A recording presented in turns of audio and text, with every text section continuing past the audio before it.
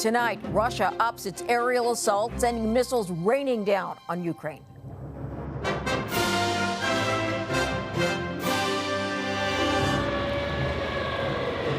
Bombs dropped like never before. Absolutely, these were targeted. I mean, it was the biggest attack ever. With alerts across the country.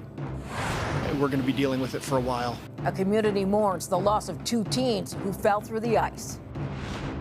The mistake that cost a trucking company big bucks. Plus, stepping into the future of cancer care. And all hands on deck for an extra bright holiday season. They ask where you're from, you say 40 Grave. Oh, that's where they light up boats. A fishing town's tradition turns 25.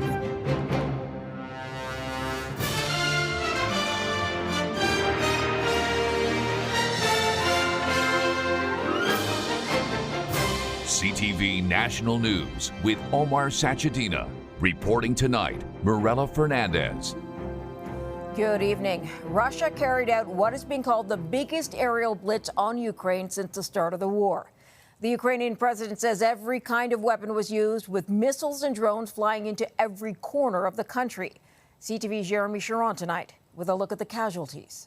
An unprecedented barrage blasting cities across Ukraine in a devastating overnight attack.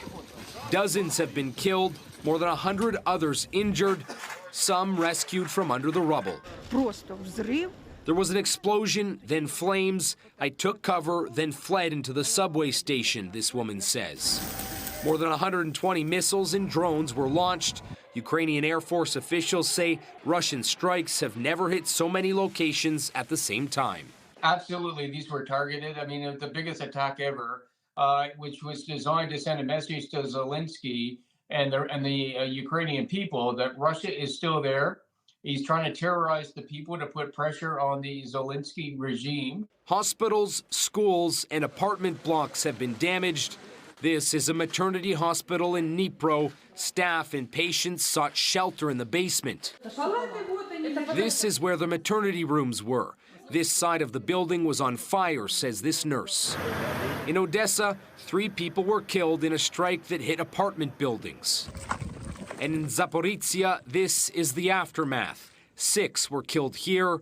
Residents are picking up the pieces and searching through the rubble. A woman died here, says this resident who was in his home next door when a strike hit. Ukraine's Air Force intercepted many missiles and drones, but falling debris caused major damage across the country too. President Vladimir Zelensky visited the front lines of the fight today. Ukraine is defending here what is ours, he says. The attack comes just days after Ukraine struck a Russian ship in Crimea, causing severe damage. Now, tonight, Defense Minister Bill Blair condemned the attack, saying Canada continues to stand with Ukraine. President Joe Biden said Vladimir Putin must be stopped. Mirella? Jeremy Sharon in Ottawa. We now know what led the Israeli military to shoot and kill 3 hostages earlier this month. The IDF has completed its investigation. Israeli soldiers were stationed in the upper windows of these buildings in Gaza City when they saw 3 people identified as threats. They opened fire, killing 2 of them. There was an order to hold fire to identify the 3rd person, but 2 soldiers didn't hear that order and fired anyway, killing the 3rd Israeli captive. The military's chief of general staff says there was no malice. The soldiers carried out the right action to the best of their understanding at that moment. The findings have been presented to the families of the 3 hostages. And Israel could face legal battle at a UN court. South Africa filed a genocide case against it. Israel calls the allegations baseless as it expands the offensive in Gaza. I'm terrified. I'm scared, and the thought of me being killed or my other brother being killed just crossing my mind repeatedly. I already lost my older brother. This 13-year-old is without shelter for a second time. She had fled south, hoping she would be safe. Authorities in Gaza say nearly 190 people have died in a 24-hour period. Back at the site of the Hamas attack, October 7th, Israeli families gathered. I put a new picture and the name of my child. This man's son was one of hundreds killed at the music festival that day. They are mourning as well in the nation's capital after the sudden loss of two teenage boys. They died after falling through the ice of the Rideau River. This is a real gut punch for the community for sure. We're going to be dealing with it for a while, and you know it's awful. 17-year-olds Ahmed and Riley Cotter were out for a skate on the river when they fell through. It took hours to find their bodies. Two of their friends made it to safety and had to be treated for mild hypothermia. The warmer weather does pose some safety concerns, but it also means fewer winter activities for many Canadians. As CTV's Alison Bamford reports, it's forcing some to adapt.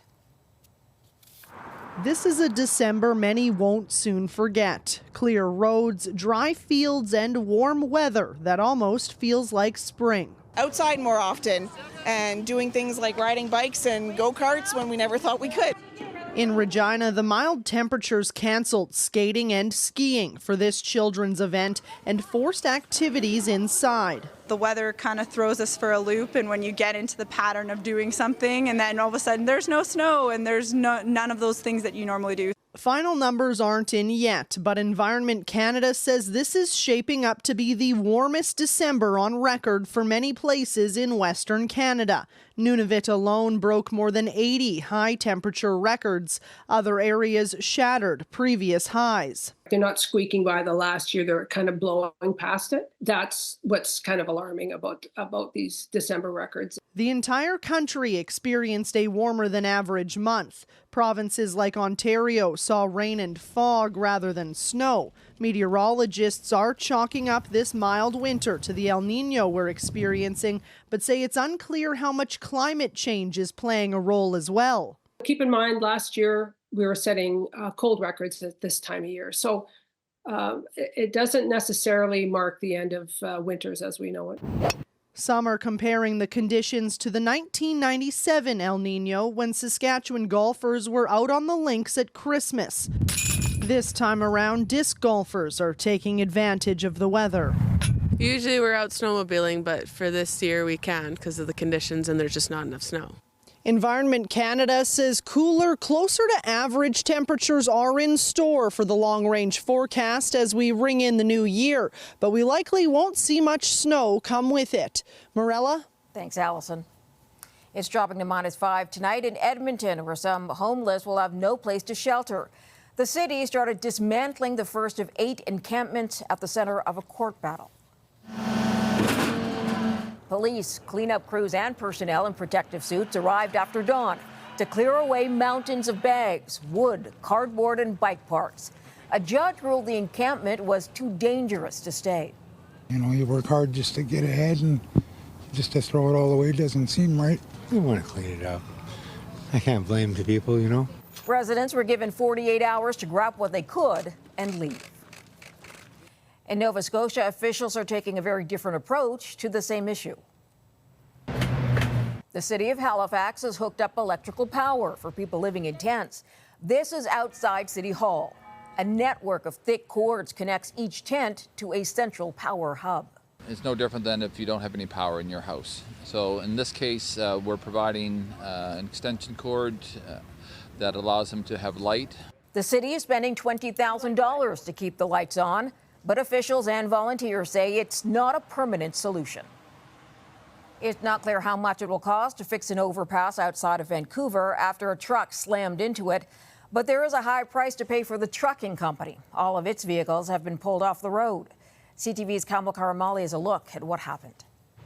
It was a nightmare for motorists yesterday on a major highway south of Vancouver when it was shut down after a truck slammed into an overpass. BC's transportation minister laying down the hammer, suspending the company's safety certificate after 6 infrastructure crashes in 2 years. This means the company's entire fleet of 65 commercial vehicles will be unable to operate in BC. Furthermore, the driver and the carrier responsible will face the toughest fines in the country. Every day that company is shut down, they are foregoing tens, if not hundreds of thousands of dollars in revenue. That's what gets the message across. It's an attempt to slam the brakes on these incidents. The latest crash, the 31st in 2 years across BC, of a commercial vehicle hitting an overpass. In Ottawa, a collision on Christmas Day. Multiple incidents also taking place in Calgary and near Toronto this year. Trucking associations say driving schools are skimping on training. The trucking schools, they spit them out faster. There is a demand for drivers, so it's to get them trained as fast as possible in the seat behind the wheel. Brought on by increasing economic pressures. Some of it's due to personnel shortages, some of it's due to equipment shortages. At this BC trucking school, a renewed focus on making sure drivers check their vehicles' measurements before hitting the road. It's also the responsibility of the carriers. Once you hire a new driver, they should also go through a training program. Trucking associations now say these penalties in BC send a very strong message to companies across the country in hopes they'll invest in better training for their drivers. Morella? Thanks, Kamal. Coming up, the political drama of 2023. From controversy to controversy to controversy. A review of the top 10 stories of the year.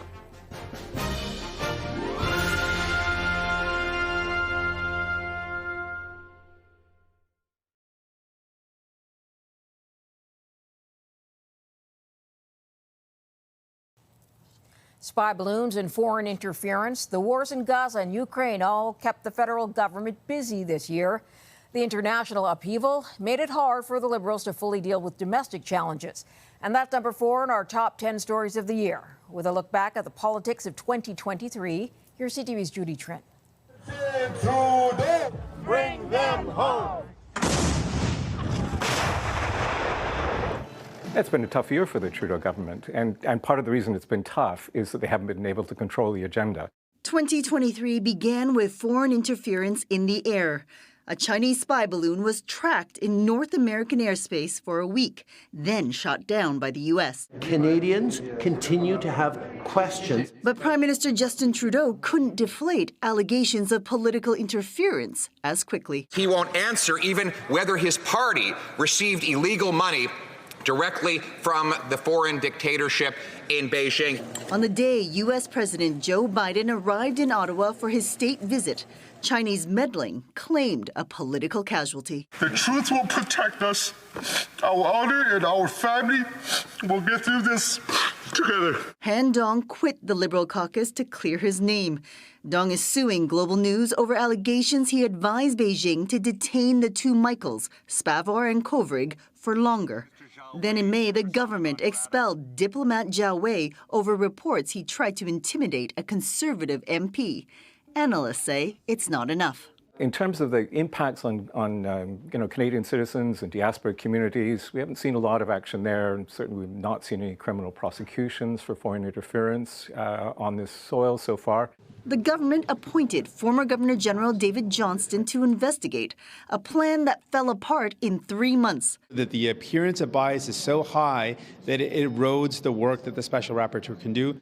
Johnston's ties to the Trudeau family and his refusal to call a public inquiry led to his downfall. Justice Marie-Josée Hogue will now preside over an inquiry to dig into an issue that took an ominous turn after the G20 summit and a delayed return to Canada caused by a broken plane. Trudeau, armed with information from the U.S., accused the Narendra Modi government of being involved in the murder of a Sikh activist. Any involvement of a foreign government in the killing of a Canadian citizen on Canadian soil is an unacceptable violation of our sovereignty. In retaliation, Delhi expelled most of Canada's diplomats. Trade talks stopped. The government's Indo-Pacific strategy unraveled, along with plans to counterbalance China's influence. If you're China and you want to send a message to the United States, pick on Canada, right? Same thing with India. At the NATO summit, Trudeau also faced pressure after a leaked document revealed the Prime Minister told some allies Canada would not meet its 2% GDP NATO commitment. The problem is that all of our allies in NATO, for instance, are spending more in defense. And why are they? Because the world is more dangerous. and it's a little bit like we're sleepwalking. But Canada continues to support Ukraine's war effort, contributing more than $9.5 billion in military, economic, and humanitarian aid. Since Russia's invasion, Canada has also taken in 175,000 Ukrainians. If Ukraine doesn't win, it's like a free ticket to Vladimir Putin and a signal to other more autocratic states that you can violate international borders with impunity. In September, President Volodymyr Zelensky visited Ottawa to show his appreciation. Ukraine and Canada are the same. We stand and we fight for life. Ukraine, not genocide, will be victorious in this war. A picture-perfect moment ripped apart when the speaker unknowingly honored a 98-year-old veteran who fought with a Nazi unit during the Second World War. This was a mistake that has deeply embarrassed Parliament and Canada. It seems like this Liberal government and the issues that it has been dealing with has gone from controversy to controversy to controversy. The most volatile issue broke out on October 7th when Hamas militants attacked Israel. After more than 2 months of war, Canada voted for a UN resolution calling for a humanitarian ceasefire. The decision to vote against Israel divided the Liberal caucus. Hamas, which is a terrorist organization that has no obligation to follow international rules, will just do what it did again, and I can't live with that. The turmoil overseas foreshadows more domestic instability to come. There'll be Donald Trump and Joe Biden happening, which Canadians will take an interest in and has a material impact on us as a country. Ukraine will not be solved, the Middle East will not be solved, and people are still going to be struggling paying for the bills. At a time when the Liberal minority government is seeking to bounce back from a double-digit drop in the polls, global crises continue to barge in. Judy Trin, CTV News, Ottawa. The global challenges had their place in the Governor General's year-end address today. What a year 2023 has been. We have stood in solidarity, facing the rising consequences of climate change. We have grappled with the effects of global conflict and the pressures of living in modern times. Yet, we have also witnessed important strides in reconciliation. Mary Simon reflected on the challenges and accomplishment of the year. She urged Canadians to both persevere and take action in 2024. Her message was in English, her native Inuktitut, and French, which she is still learning. Straight ahead, using AI to fight cancer. A revolutionary treatment pinpoints patient care.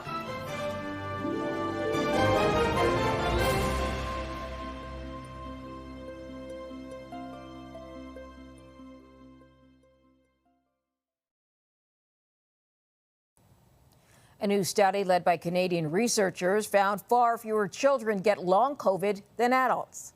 The review from the JAMA Network followed more than 5,000 children. After 6 months, only 6 children had long COVID symptoms. After a year, only 8 met the definition. In total, less than 1% of children who tested positive for the virus had long COVID. Cancer patients know about long recoveries, but new technology using artificial intelligence could cut down treatment time. Imagine a few days of radiation therapy instead of a month. CTV's Karisa Nashkate has the details of a system soon available on the East Coast. So this is one of our treatment units here at the Q2 Cancer Center. After a year of testing, the Ethos radiotherapy system will be ready for patients starting in the new year. Designed by Varian Medical Systems in California, it will be the first of its kind cancer treatment tech on the East Coast, with a similar device in BC. We're seeing things that we could never see before on the daily treatment images that we would get. Much like an MRI, patients will lay down here and will be scanned in just a matter of 6 seconds. With the help of AI technology, the images produced are clearer and more precise and will help identify tumors more quickly. If we can see what we want to treat and we can see it better, then you can start to zero in on exactly where the tumor is and start to spare the healthy tissues around tumors a little bit better. Health experts say because of this, treatment plans will be shorter, from previous weeks to just days. I never thought I would have to really deal with cancer in my lifetime. But Bill Ross was diagnosed with prostate cancer last summer. They've come a long way with figuring out, the best way to do stuff. So obviously this ethos machine is something new. Nova Scotia helped raise $8 million for this machine, with reduced wait time for cancer treatment being a huge selling point.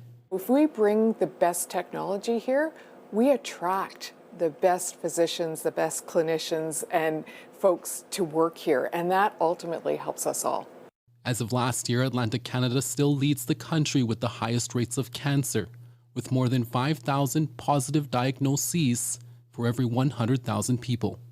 The Nova Scotia government has also spent an additional $20 million for 2 more ethos machines to be installed in the spring, meaning less wait times for cancer patients.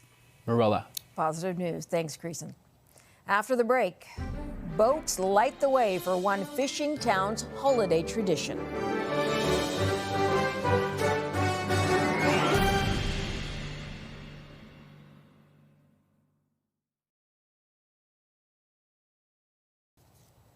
A picturesque fishing village overlooking Newfoundland's Conception Bay is shining bright this Christmas, just like it's been doing for the past 25 years.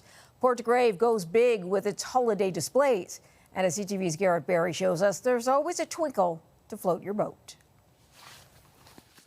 That bulb there is the new type LED. Don Morgan is proud of this boat. A 45-footer, a crab vessel turned recreational, is shining bright in the Portgrave Harbor this year. Other boats, you're up and down in the masses and up in the riggings or wherever. So it's different. There's a lot more work doing a boat than it is, say, do a house properly. Every year he lights it like this, at pretty considerable cost. Well, I know the year. We spend another, I say, $800 or $900 on that one the year. All to bring some cheer and carry on this town's tradition. No matter where you go to, and you'll say, they ask where you're from, you say Portgrave, oh, that's where they light up boats. For 25 years, they've been lighting up their harbor. It started with just one fisherman, Eric Lear. He put a string of lights on his boat, and I think there was somebody else might have added a string another year. And now it draws crowds. We have busloads. We've had senior citizens coming out from St. John's and other communities, and they just love to see the lights. It's just giving them a lift. From those first few lights, this festival has really grown. It varies, but organizers say there's been some years where they've had 70 boats lit up in this harbor. And the holiday spirit has spread throughout the town, who go all out. It's turned into a whole festival, dances, concerts, and of course, a parade. Other communities have taken notice too, turning on lights in their own harbor. There was another 4 or 5 harbors around the island, and it's nice to hear that. Yeah. It's beautiful. These little points of light are big points of pride in this town. Garrett Barry, CTV News, Portgrave. That's a wrap on the day. I'm Morella Fernandez for Omar Sachadita and all of us here at CTV National News. Thanks for sharing your time with us. Have a great weekend.